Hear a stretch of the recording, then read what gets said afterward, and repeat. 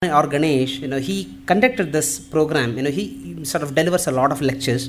From this very stage, he had delivered one particular series of talks titled Bharatiya Samskritiya Moola Tattvagalu in Kannada from this DVG hall last year. Okay.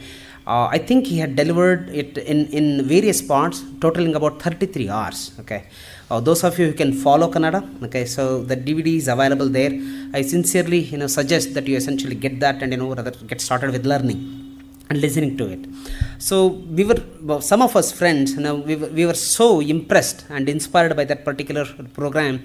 We went to Dr. Ganesh 2 months ago and we requested him, sir, we want a similar one for the benefit of those who have not been able to attend your program on a weekday evenings, because we know our work schedule. It is not always possible to be here at 6:30, because usually the Gokhale Institute programs start at 6:30 and they go on till 8 o'clock in the evening. And also those of us who are actually residing outside of Karnataka, including in the US and other places, who have actually been fans of Dr. Ganesh, and they have also been asking for this particular program to be recorded in English. Okay. Hence this program, when I went to his home and requested, he was so glad. Then and there he took a piece of paper and then he just wrote down a few things. Okay, in fact, go essentially sort of get started with a flyer and we will do this program in August. Hence this program. And I really want to sort of thank every one of you who have assisted us in terms of getting this message across, because we didn't do any advertisement. Okay, we didn't go on social media really, and there was no flyer either. Okay, so there was just an email that we sent out, and the Dhatu group sent to their circle, and many of Dr. Ganesh fans, they distributed among the Raghuvamsha study circle. And especially I want to thank Spiritual Bengaluru and also Youth for Seva volunteers. They have a huge email distribution list. Then rather we got this message across on that media as well. So this program, as we communicated already, is going to be in 6 parts, right? Today, tomorrow, Saturday, Sunday, again next Saturday, Sunday, 20th and 27th, and the week after, September 3rd and 4th. And I really request and appeal to all of you to be present, right, in time for all the 6 talks. Okay. With that, let me briefly introduce Dr. Ganesh and request him to sort of get started. Shatavadhani Dr. R. Ganesh did his masters in mechanical engineering and Sanskrit. Later he pursued research in material science and metallurgy, and also got his D.Litt in Kannada literature for his thesis on the art and science of Avadhanam, a unique literary feat involving concentration, memory, spontaneous verification in classical diction, and astounding wit aided with a refined sense of humor. He is the only Shatavadhani in India to have performed this art form in several languages, embellished with fine arts. Dr. Ganesh has delivered over 900 performances of Avadhana both in India and abroad. Having studied classical literatures of many Indian and foreign languages, Ganesh is acquainted with more than 17 languages. He composes in 8 languages and has published over 40 books in Sanskrit, Kannada and English, covering a wide range of subjects like the poetry, poetics, prosody, aesthetics, Vedic and Vedantic studies, Dharma Shastra and rituals, cultural studies, fine arts, Indian thoughts, fiction, translation and others. He has also published more than 250 research papers connected with engineering, India studies, aesthetics, music, dance, sculpture, philosophy, criticism, values, history and other subjects. Dr. Ganesh has been invited to deliver talks on various aspects of Indian culture and literature. To date, he has delivered over 8,000 such talks and has presented papers under the auspices of many distinguished fora. Ganesh is well initiated practically in several classical Indian art forms such as music, dance, drama, painting, rangoli and others. He is also involved in theatrical activities of traditional importance, and especially in the Yakshagana form of Karnataka, and is instrumental in evolving the solo dance form, Ekavakti Yakshagana form, of this art form in a classical way. As a composer of music and dance numbers, Dr. Ganesh has over 6,000 items to his credit. His contribution to ballet and Sanskrit literature have also been noteworthy. He is a popular cultural columnist too. He is the architect of the unique Kalavadhanam form involving Kavya, Chitra, Gita, and Nritya, and has presented this form of Avadhana over 1000 times in India and abroad. He has made a world record of composing verses extempore continuously for 24 hours in the year 1997. Dr. Ganesh has been honored with many titles and awards, including many distinctions from the central and state governments of India. Many academic, cultural, religious institutes of repute have felicitated him, and he has been honored with titles both in India and abroad. Many leading newspapers and TV channels have covered his programs and published exclusive, extensive interviews. Dr. Ganesh has taught in several engineering colleges regularly and is a visiting faculty in several universities and academic institutions. He has worked as a director of Sanskrit studies at the Bharatiya Vidya Bhavan and was the research officer at the IGNCI, Indira Gandhi National Centre of Arts, SRC, Bangalore.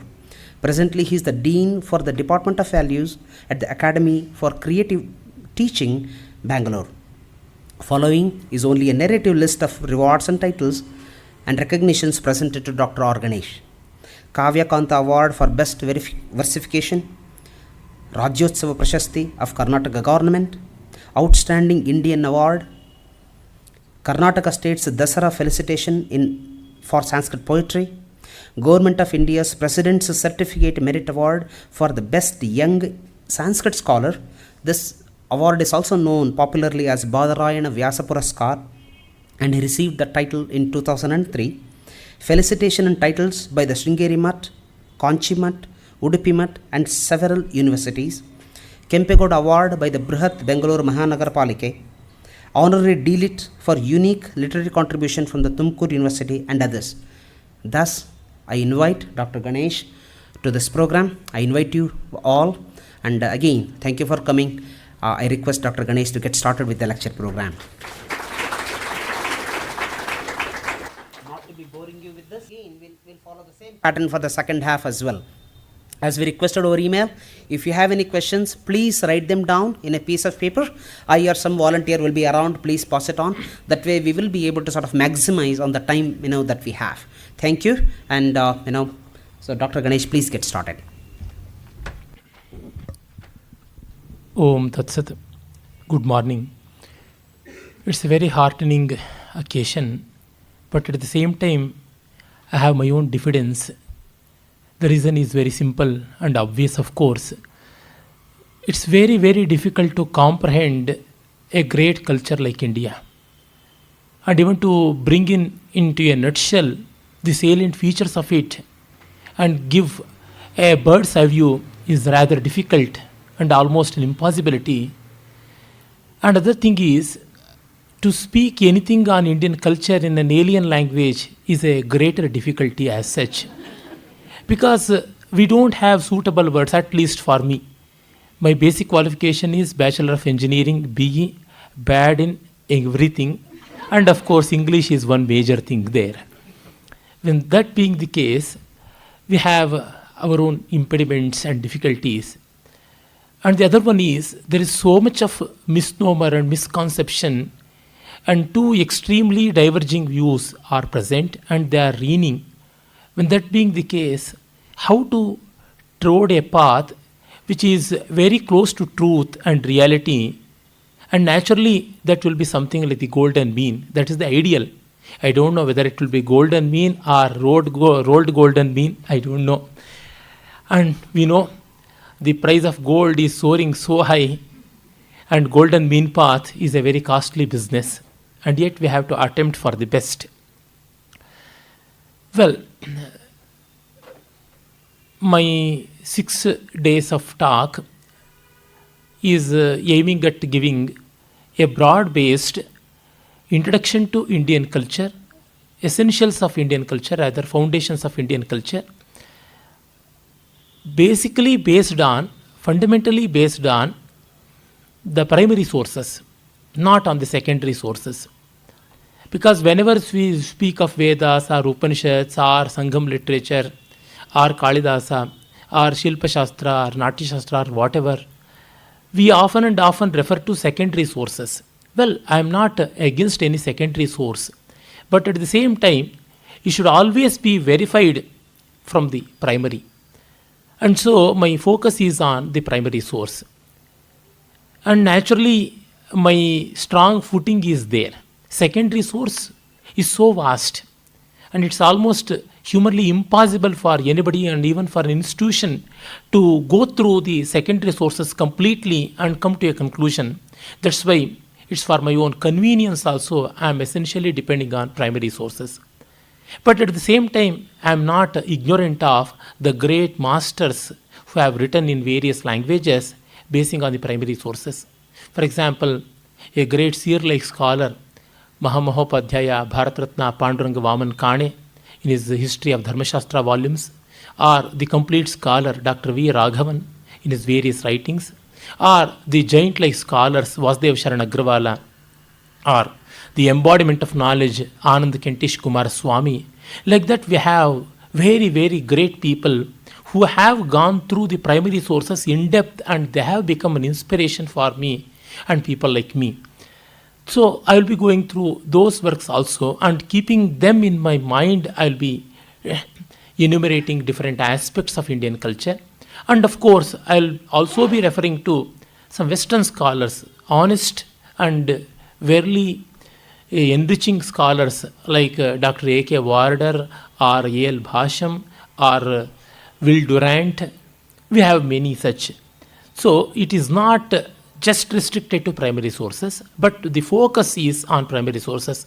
If somebody, a person like A.L. Bhasham, if he says something which is questionable, I am here to question him with all my modesty and conviction and commitment to the original sources. Or even Will Durant, his Story of Civilization is a fantastic testimony of his knowledge and insight into the history of mankind. But at the same time, his paucity of acquaintance with the primary sources, especially in connection with India, here and there he has erred and rather blunders committed. And of course, that time research was also the reason for such limitation. So in that cases, I am verily here to show the points of differences. But that doesn't mean I am brushing aside all his thoughts. For an example I have to give, the basic foundations of culture and all, I will be taking from him only, and even from others like Toynbee. Why I am saying all these things, no sentence of mine is not based on any authority. Every utterance of mine will be based on one or the other authority, primary source or secondary source. And so you can be very sure, damn sure of the authenticity. For I am not the authentic person, but my sources are very authentic. As Abhinav Gupta, one of the greatest champions of medieval Indian thought and culture, he says, Tasya me sarvashishyasya nopadesha daridrata. Me being student to one and all, I have no paucity and dearth for information and erudition. I have desired to say so, but my own diffidence pulls me back. Yet that is the spirit. And the other one is what we say, ignorant appreciation or ignorant denigration. Both are very, very dangerous. We know too well about that. So we have to know with all full awareness, as the Upanishads quote, Yadeva jnanena karoti tadeva viryavattaram bhavati. That which is done with complete awareness and understanding, that can alone enrich the thing. That is viryavattar. That will be enriching and that will be fulfilling effect and experience. And it is also said, Yadeva vidyaya karoti tadeva viryavattaram bhavati. And also by erudition and acquaintance with the sources and all. So we have to know the things and then come to a conclusion whether it is right or wrong. As Kalidasa says, Purana mityeva nasadu sarvam nachapi kavyam navamitya vadyam santah parikshanya tarat bhajante mudah parapratyaneya buddhi. Just because it is old, we can't say it is gold. And just because it is new, we can't dismiss that aside. We need both. And anything which is not coming to my experience and which is beyond the purview of my experience, beyond the purview of my practice, I should be all the more careful while making any statement, positive or negative, on that. I am well aware of that. And anything, any aspect of knowledge or anything that comes to our mind should be screened and scanned through that total experience, and that is called Sarvatrika Nirapeksha Anubhava in the term of Vedanta. Sarvatrika, universal, Nirapeksha, absolute. In the light of that, everything has to be seen. If not, we'll always have the danger of becoming biased and carried away by one or the other opinion. So that much is very, very important. The transparent approach is the hallmark of any pursuit, and here also I try to stick on to that completely. Then we have, since 2 centuries, the influence of the West in a pronounced manner, and we have many positive and negative effects also because of that. One such thing is, it has reduced our confidence to a great extent. And so, in these days, especially in these decades of 8 or 10, we have a lot of diffidence. Either we become too sensitive and hesitant, or sometimes we become megalomaniac. Without us, nothing can happen. India is the center of whole creation, something like that. So this, what our great poet laureate Kuvempu used to say, Jai Vimarshe, Sai Vimarshe, Bai Vimarshe, like that. To everything Jaya, Jaya, Jaya saying, or to everything abusing. We should not have that. And at the same time, just to be neutral, one should not be sterile also. Many times, honesty and sincerity, they become so unproductive. Criticism should never become contraceptive of creativity. Likewise, we should be justly proud of what our country and our culture achieved. And so again and again we have to verify our stance. It's a dynamic equilibrium, it's not a static one. We cannot conclude forever and then happily sleep over the matters.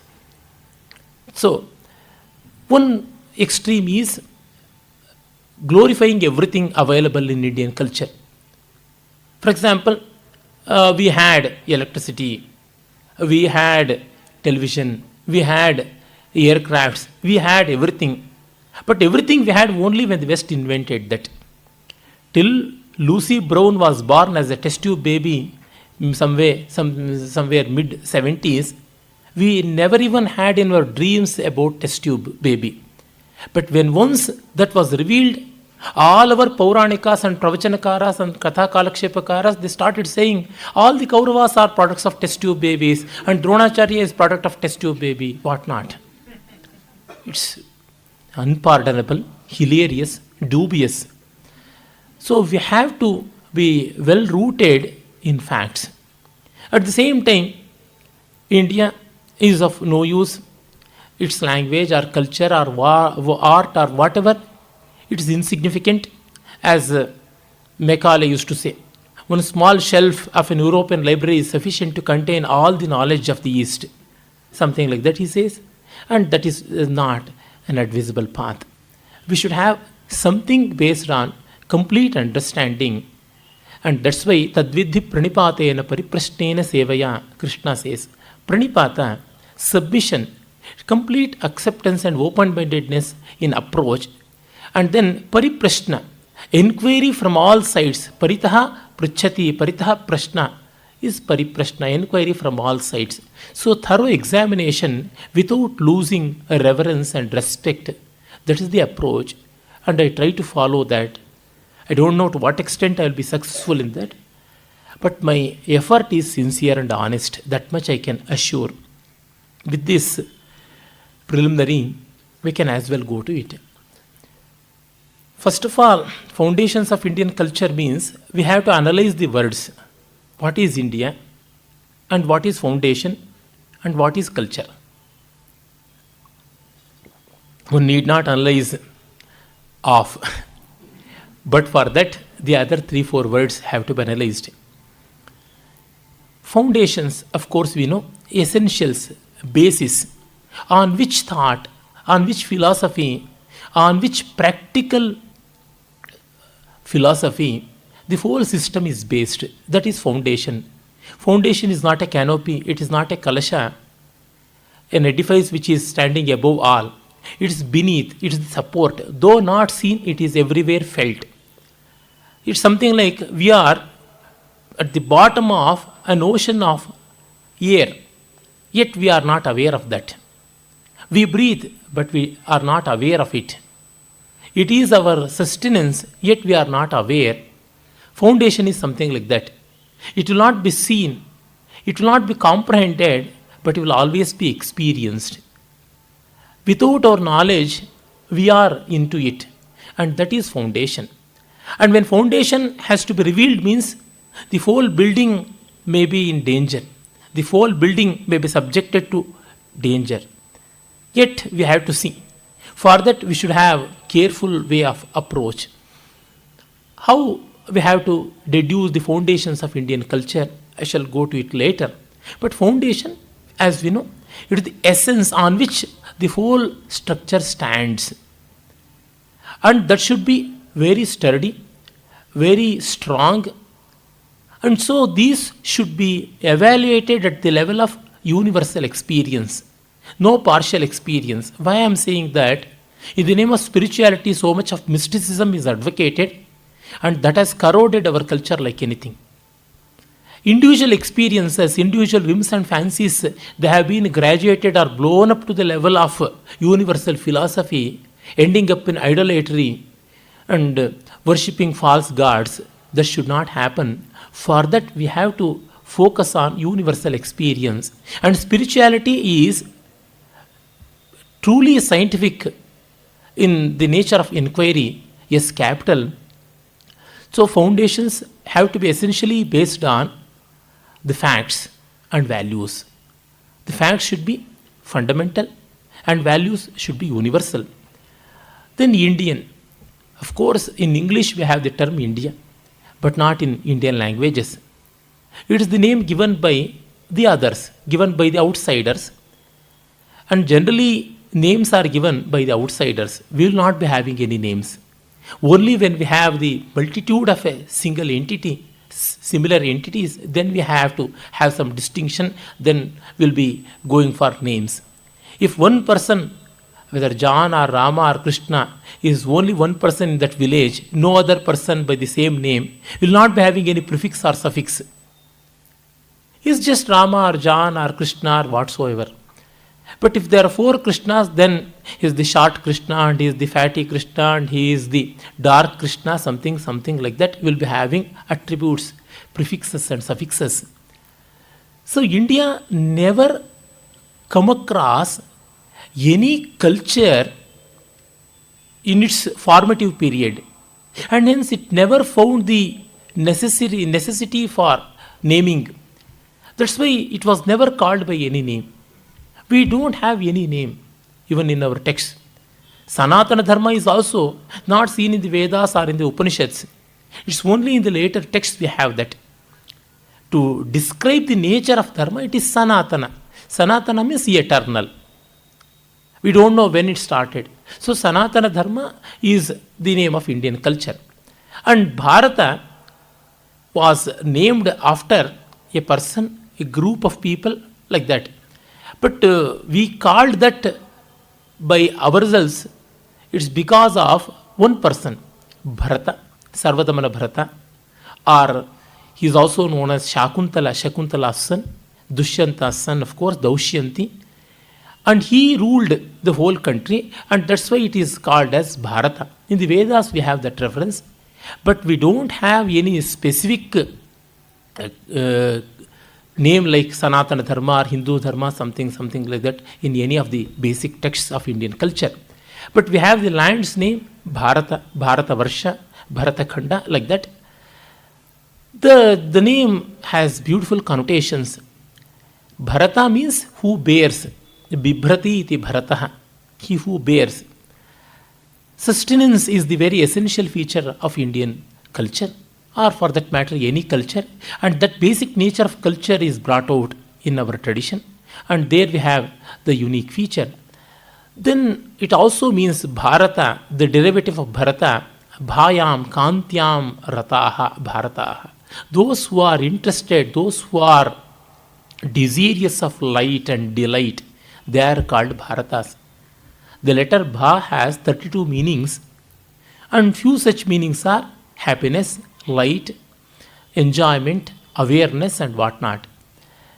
And it also means the sage Bharata of Natya Shastra, who gave the great text of aesthetics, fine arts, and many more.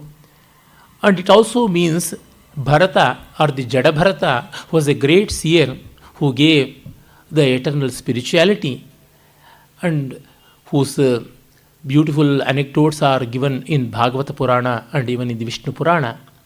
Like that, we have three important personalities behind the name Bharata. One is the king Bharata, the other is the Rishi Bharata, who is the author of Natya Shastra, and the other is the saint Bharata, embodiment of spirituality. What it means, we need order. Order is in Bharata, Shakuntala, and we need entertainment and enrichment of culture, that is in Bharata Muni, and we need absolute liberation and bliss of the highest order, and there we have Jada Bharata. So these three figures, they personify the spirit of Indian culture. And of course, we have many other Bharatas too.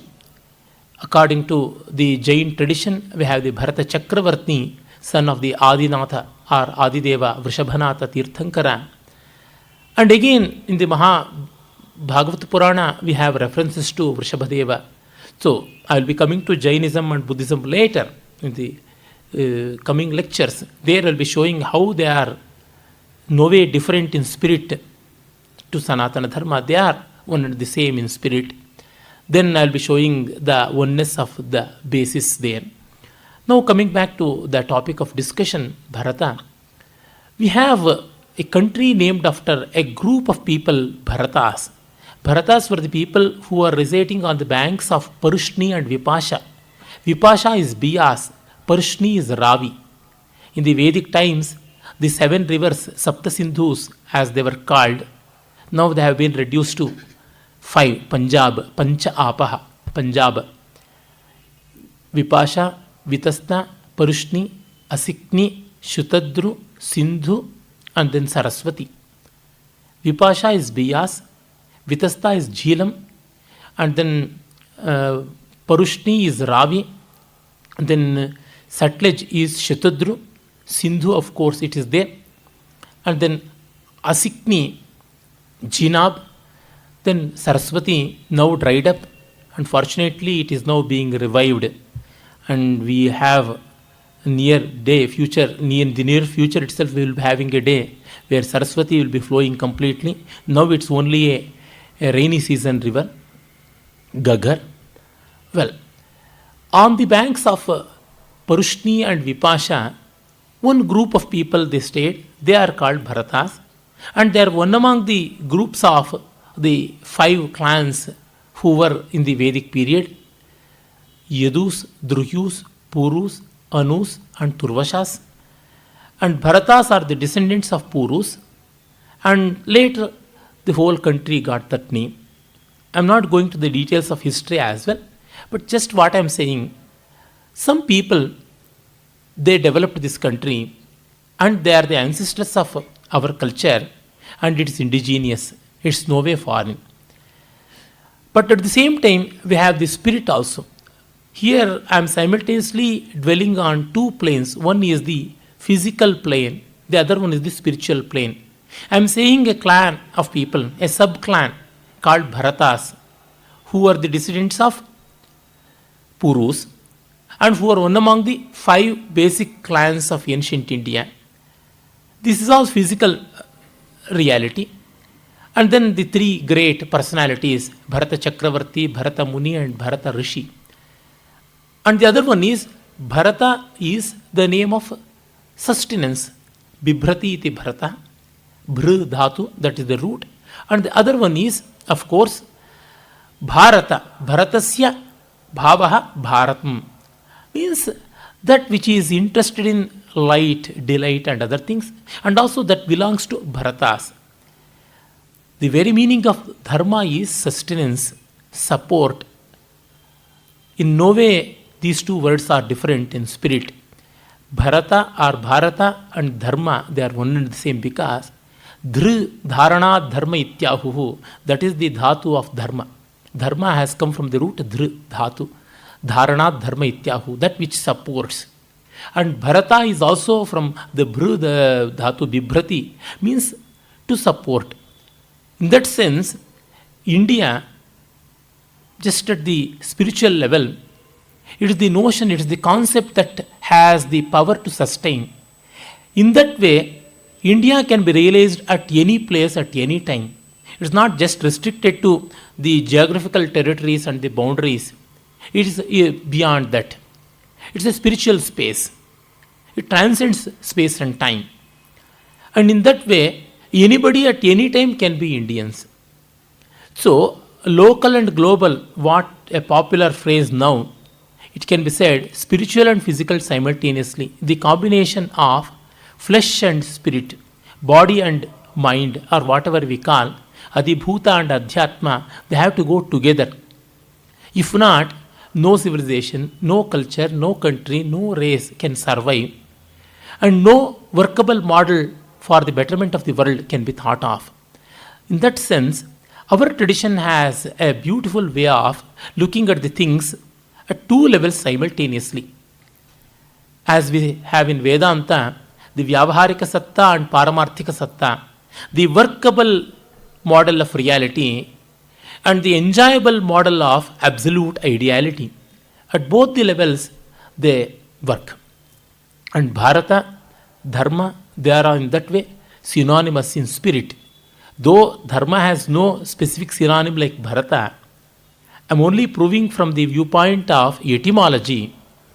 Etymology has its own place in the realm of knowledge and knowledge representation. And the other beauty is, any entity at the physical level has to change according to space and time. To make it useful, to make it meaningful, it has to be elevated to the level of spirituality. But at the same time, any aspect of spirituality, if it has to come down to the level of utility, it has to become physical. The inevitability is always there. One has to rise and one has to come down. We have to rise ourselves to become teachers. When we want to teach, we have to come down to the level of students. Both are there. We have to collect water in the sump and then pump it to the overhead tank and then again bring down to the different taps. This should always happen. It is something like the cloud formation. The water has to be heated in the oceans and then it has to be vaporized and taken to the heights.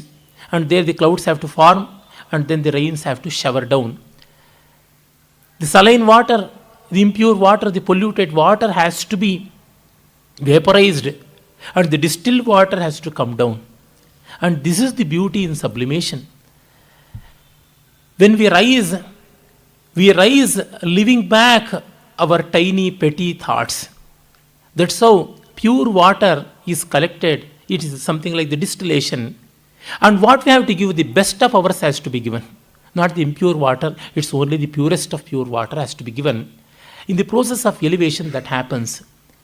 At the level of physicality, we always have pollution, we always have shortcomings, and we always have such differences and meanness. That has to happen. That's the loka dharma. That is niyati. That's the order. But to keep the order in its best possible manner, we again and again have to tune to the highest spirituality. And that's why we are very fond of giving spiritual meaning to any physical entity. And we should not stop by that. We should try to materialize any spirituality to the level of reality.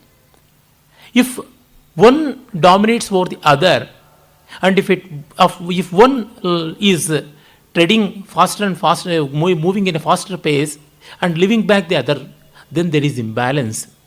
Then we have discrepancy. This should not happen. In our great classics, like Bhagavad Gita in Moksha Shastra, or Natya Shastra in Kala Shastra, or Artha Shastra in the realm of material wisdom of Kautilya. And of course, in the Dharma Sutras of Gautama, Apastamba, and other people, we have this trying to arrive a balance of this. This is happening. So I told about Bharata and Bharata. And the place beyond, the province beyond the river Indus, Sindhu, is called as India by the people of Persia. And then we know in the Persian language, the Avestan language, Sakara, the utterance sa is pronounced as ha. So Sindhu has become Hindu. And in the Greek language, we don't have hakara. The sound ha is not present in Greek. And instead of that, we have a or e. There we have eta, not heta. Epsilon, not hepsilon in Greek language. And that's why Hindu became Indu. And in English, we don't have the pronounced utterance of the, dantya. So it became Talavya, da. So India, like that, this name has come. We know that. I need not go to the details of linguistics. But only the thing is, the land beyond Sindhu was called as India, and the people are called Indians. And even today we are behind that name. India, that is Bharat, something like our constitution opens. Personally, I don't like to be called as Indian and India. There is so much of secularity in that within the courts. We need not have that name. We can as well call Bharat. We have our own names for different countries, but do they have that? They don't have. Why we should have that name? We can as well discard, at least for the purpose of constitution and other things in our internal administrations, we can as well call Bharat. Ceylon changed its name to Sri Lanka. Why can't we? We won't even need political will.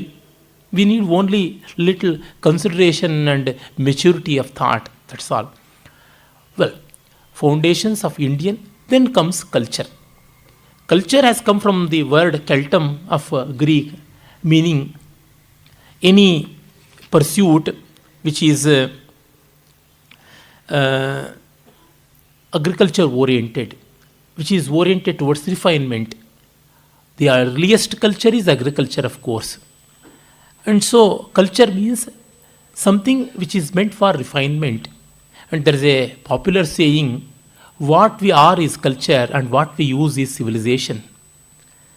So whenever we have to think of a word means, we have to think of the meaning of a concept means, we have to go to the counterpart of it, then we'll be knowing it better.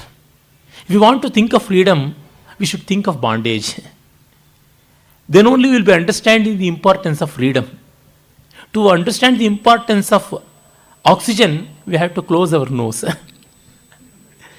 So, we'll be knowing the importance of a thing only when we go out of it. Learn the importance of India by going beyond Indian frontiers. That's happening now. Well, so to understand culture, we need civilization. Civilization is special order promoting cultural creation. It's an instrumental cause.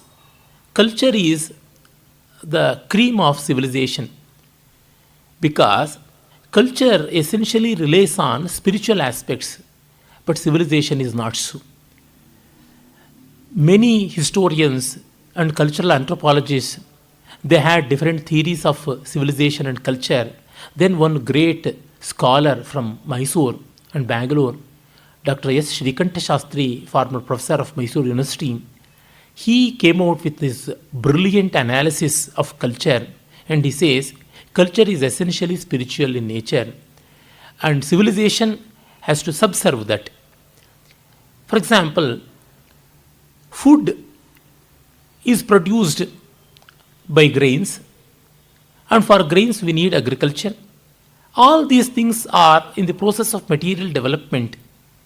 But one has to share food is not told by civilization. It's only product of culture. From nomadic life, man became agriculturist and had settlements. And that agriculturist produced grains.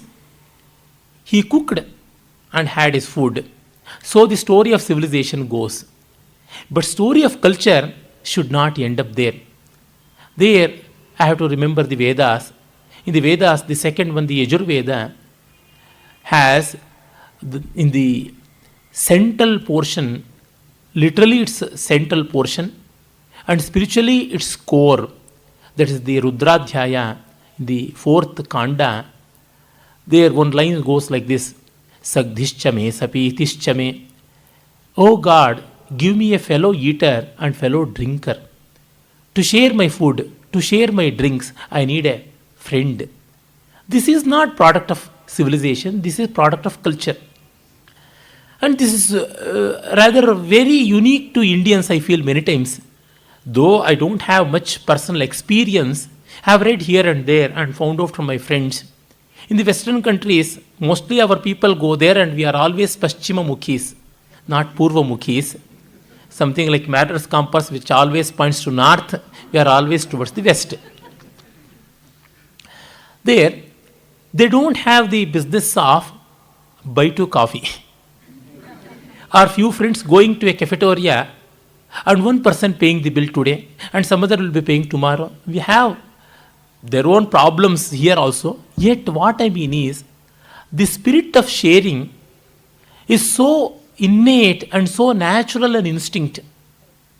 Even day before yesterday, I was talking to Dr. S.L. Bhairappa over phone. He was saying, in Gujarat and all, we see even strangers in the train and all, they share food.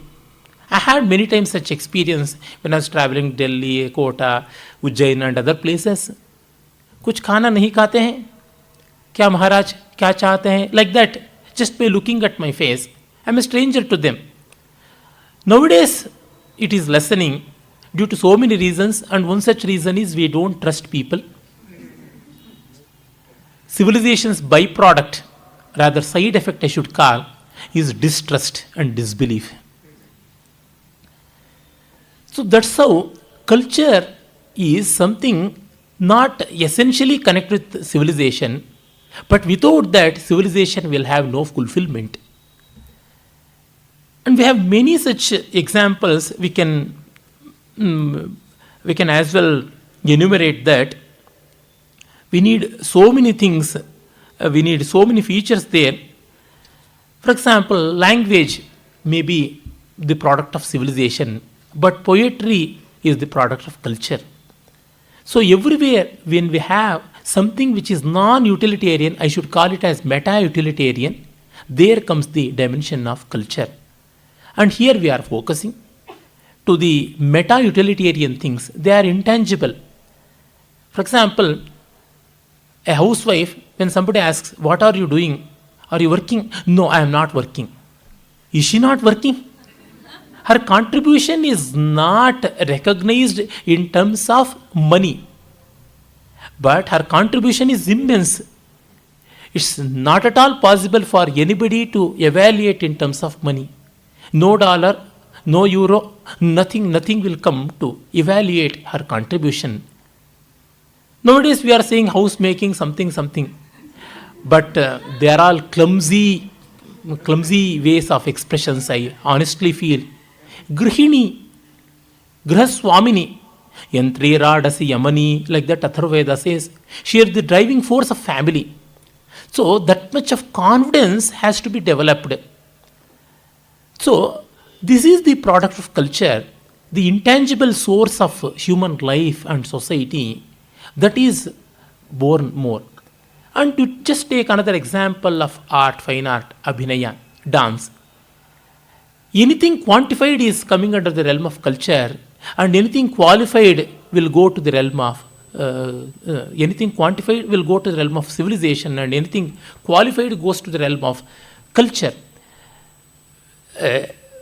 Tears have to be shown means we have the Hamsasya Hasta, two Hamsasya Hastas in both hands. They are shown, they are brought to the eyes, and then the drops of tears trickling from the eyes, they are suggested with the shaky hands. They are called the hasta rechakas or anguli rechakas, like that. Then it is that, or take suchi hasta, that is the index finger shown, and then on the cheeks that is moved so that the tears are swabbed and wiped. That itself is the communication at the physical level, angika abhinaya, and that is civilization. But shedding tears, that is sattvika abhinaya. That cannot be taught by any dance teacher. This is Hamsastya, this is Suchi, and then taking the hands of the beloved in Alapallava Hasta, and then wiping off the tears. All that is only imitation, not unliving. Shedding tears is realization, and that is culture. Means the very purpose is that why we are showing to bring the effect of crying, shedding tears, and that has been brought then and there itself. So, in that sense, culture is the fulfillment of civilization. But unfortunately, many times, many civilizations, or at least few civilizations, they'll be so intolerant to other cultures, they try to wipe off, they try to massacre, they are predator civilizations. When that is happening, many cultures will lose their existence. And the irony is this: when once the body is ignored, when the spirit is pursued, naturally body withers out. Then the spirit has to take up some other body. Whether it is Punarjanma or Avatara, I don't know. We have two differences, subtle differences between these two words. Punarjanma is to a person who has karma, according to our convention. Avatara is not the product of karma, it is the product of Leela. The God takes avatars. God comes down as an avatarin, and humans, they take up the janmas. Janma is an inevitable thing, but avatara is not. It's not a compelling one. Avatara is after one's own ichha, and ichha means one's own desire, according to one's own whims and fancies. Leela, it is sport. I need not do anything, yet I do, as Krishna says. But Janma is not. It is very, very compelling. So, when a culture is dying because of the onslaught of some predator civilizations, what it means, a culture has to take up some other shape. If not, it will not live. Means it has to gain a body, it has to gain a new body, young and energetic, fully enriching, and trying to fight against the onslaught of that. That should happen. Many times India has taken newer and newer bodies also. But while taking that, sometimes our ancestors have delayed, and so much harm has happened, much of the harm has gone into it. Well, we have to take avatara means I am complete, and so I am taking another rebirth on my own accord, and that is incarnation, and I am fighting against the evil, like that. But anyhow, the need of body should never be forgotten. So the reality should never be forgotten while dealing with culture. This harmony has to be always maintained. The balance between flesh and blood, flesh and spirit has to be maintained, which I said earlier. So we have to take care of that. Many times what has happened with our mutts, Swamijis and self-styled Gurujis, incidentally, Guruji is rather a vulgar word, at least for these days, businesses are concerned, because it is the most corrupt word nowadays. It is the most misused word. And one has to denigrate a person with any sort of abuses means he has to be called as Guruji. Guruji is much more dangerous. Guruji, Swamiji and all, they are most filthy terms nowadays. So, if you want to respect a person, don't call him as Guru and Guruji. So, now these people, such self-styled Swamijis, Gurujis and other people, they have focused more and more on spirit, and conveniently they have ignored the body, the civilization, the structure. And that's why what has happened? So many beautiful things of ours are lost. Without a structure, we can't have a substance. We can think of it, but we can't have it. So both are essential. That's why the champions of culture should not denigrate civilization and vice versa.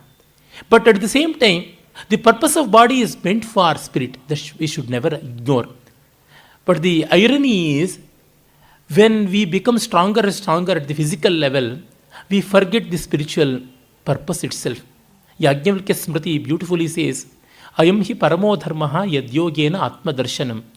The highest dharma, the highest duty, highest righteousness is nothing but self-realization. For that we have everything. Taking an example of poetry, the very purpose of meter, grammar, alliteration, figures of speech, whatever, it is all meant for subserving the ultimate experience, rasa. But without that, there is no use of this. At the same time, rasa is not possible to produce in vacuum. Nothing can be materialized in vacuum. This we should always understand. And in our tradition, we again and again we see the pitfalls in the dichotomy between these two. And also, sometimes spirituality is ignored, and sometimes materialism is seriously ignored, and these things have brought down our lives, and many generations have suffered, and even now the same suffering is going on in different magnitudes and in different directions. So all these things have to be taken care of while we discussing culture. And true knowledge, true pursuit of one's own self is against nobody and nothing. That we should understand. But at the same time, if somebody is against my selfless, harmless pursuit, I should take to task. I should take them to task. This beautiful management has to be realized, and that is yoga. Yoga is not just shutting the nose and then doing kumbhaka or body gyrations in myriad forms. It's only one aspect of yoga. I am not denigrating even that. Yoga is samatva. Yujir yoga means yujir yoge, that is the dhatu rupa. Combination of divergent things into a synthesized way, into a harmonized way. Vichitra bhava dharmamsha tattva prakhyacha darshanam. What Bhattatauta says, the things which are falling apart in myriad manners, completely diverging and often conflicting in nature, trying to find out a rationalizing force, synthesizing force behind that, and forging that well.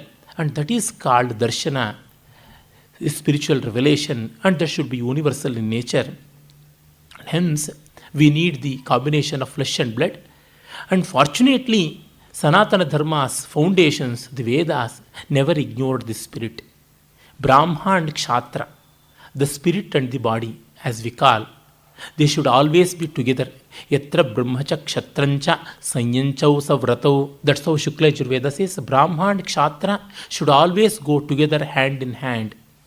And that's why we see in our tradition, every god or goddess will be having many arms, many weapons, and a pious face, and some musical instruments, and a tranquil posture. All that will be there. A tapasvi like Shiva, why should carry shula in his hand? Not just shula, trishula, trident. And a happily sleeping person like Mahavishnu, why should have gada and chakra in his hands?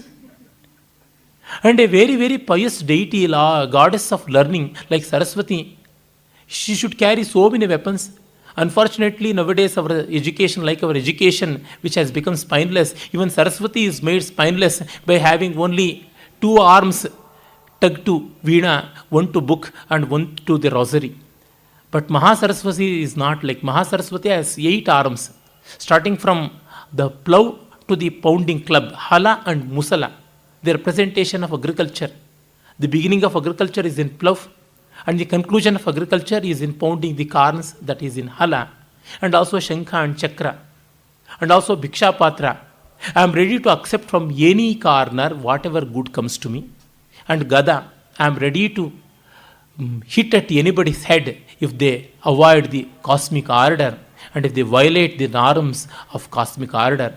Like that, all these weapons, and what that indicates, the same spirit of Brahma and Kshatriya. Everywhere we see that in our tradition, and that has to be revitalized and revisited.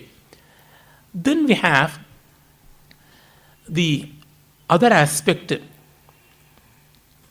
that is in civilization and culture. Civilization is essentially territory oriented, but culture is not. And that's why we can only spread Indian culture or American culture or Chinese culture and not American civilization, Chinese civilization, and other things. But we can we can harbor a culture at a particular civilization, but we can also take it beyond the frontiers. In that sense, civilization, though it is materially stronger, it cannot transcend its barriers. Once it has to transcend, it has to become culture. In that sense, civilization has its limitations. Culture has no such limitations. It is spirit. See, water cannot rise up. It finds its level, only it goes down. But vapors of water, steam can rise to any height. It means culture is something like steam, and civilization is like water. It finds its level. We need water. Without steam we can live, but without water we cannot live. But for the higher purpose of motivation, movement, and other things, we need steam. Like that, the inseparability of these, the Paravidya and Aparavidya, as the Upanishad Mundaka says. Paravidya is the spiritual pursuit, and Aparavidya is the material one. Both are very, very essential, but one has to subserve the other. We should never forget that. Brahma is the ultimate and Kshatriya is the subservient. But at the same time, the importance of Kshatriya is so much that even Brahma accepts its authority. That's why great seers like Vasishtha, Vishwamitra, Yajnavalkya, Vamadeva, and others, they respected kings like Rama, Janaka, Dasharatha, and many more. So, mutual respect is very, very important. Now, coming back to the physicality of Indian subcontinent, again the word subcontinent is under question. Should we call subcontinent? It is the creation of the Western mind. India was never a united force, and that's why they called it not as a nation, as a continent, subcontinent, something like that.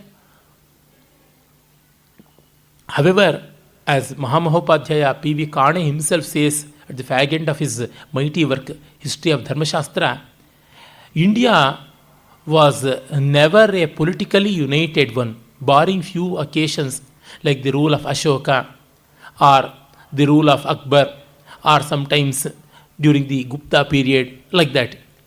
Barring few such instances, some 50 or 60 years at the most, remaining period, many provinces were there, many kings were there, many empires were there, like that. In spite of political divergence and multitude of provinces, we had the spirit and feel of one nation. That is seen in the Veda also, Rashtra. So, that has happened not because of civilization, because of culture. India is India in spite of its political divergence, because of the cultural unity. And that being the case, how to say that India was not a country, India is not a nation? We have to say it's a nation, but it may not be in the sense of the West. In the Western world, nation has some other meaning. We have something like space, land, country, state, nation, like that. 5 different terms are used. Space is anything where events occur, not essentially on Earth, even in outer space also it can happen, even on Mars or Moon. Then we have land. Land is essentially connected with Earth.